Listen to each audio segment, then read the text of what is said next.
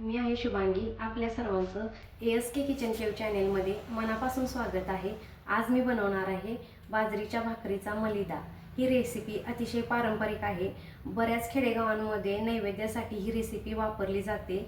तर या रेसिपीमधील हेल्दी आणि एनर्जेटिक असे घटक आहेत ते आजच्या पिढीला समजण्यासाठी मी रेसिपी बनवणार आहे. चला तर मग साहित्य बघूया. यासाठी आपल्याला बाजरीच्या 2 भाकरी लागणार आहेत. सुकलेलं किसलेलं खोबरं, अर्धा वाटी गूळ आणि 1 चमचा बडीशेप, वेलची आणि जायफळची पावडर आणि साजूक तूप लागणार आहे. सुरुवातीला या भाकरी अशा मोडून घ्यायच्या आहेत.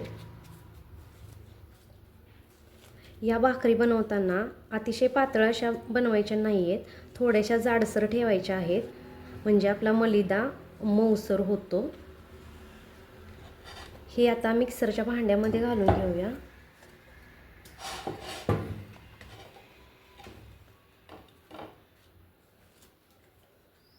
मिक्सरला आपण हे बारीक करून घेणार आहोत आणि यानंतर त्याच्यामध्ये गूळ, वेलची पावडर ते मिक्स करणार आहोत.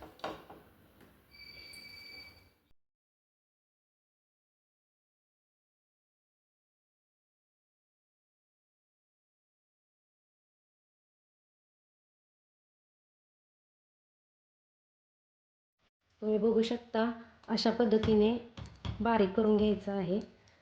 राहिलेली भाकरी आपण अशा पद्धतीने बारीक करून घेऊया. आपली भाकरी आता पाहिजे तशी बारीक झालेली आहे. यामध्ये आपण गूळ घालून घेऊया. गूळ नीट मिक्स करून घ्यायचा आहे.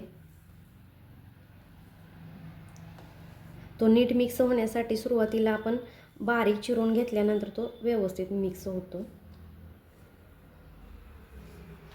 मलिदा बनवताना तो जास्त दिवस टिकण्यासाठी एक महत्त्वाची गोष्ट म्हणजे बाजरी सुरुवातीला भाजून घ्यायची आहे आणि नंतर त्याचं पीठ बनवून मग त्याच्या भाकरी बनवायच्या आहेत. म्हणजे मलिदा 2 ते 3 दिवस टिकतो, नाहीतर तो लगेच खराब होऊ शकतो.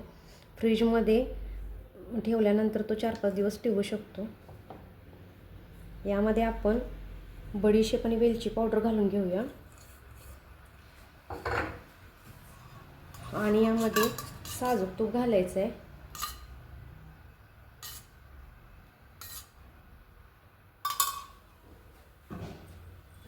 हे सर्व आता एकजीव करून घेऊया.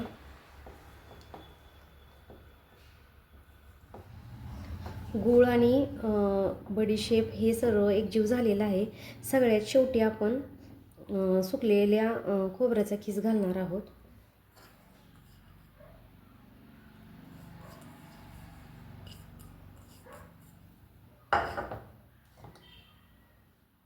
हे सर्व आता एकजीव झालेलं आहे. आपला मलिदा आता तयार झालेला आहे. बाजरीच्या भाकरीचा मलिदा ही रेसिपी तुम्हाला कशी वाटली कमेंट बॉक्समध्ये मला नक्की सांगा. तुमच्या लहान मुलांना दुधासोबत हा मलिदा खायला देऊ शकता. अतिशय पौष्टिक आणि थंडीच्या दिवसामध्ये ताकद देणारी अशी ही रेसिपी आहे. तुम्हाला कशी वाटली मला नक्की सांगा आणि आमच्या ASK किचन केव चॅनेलला लाईक करा, शेअर करा आणि सबस्क्राईब करा. थँक्यू.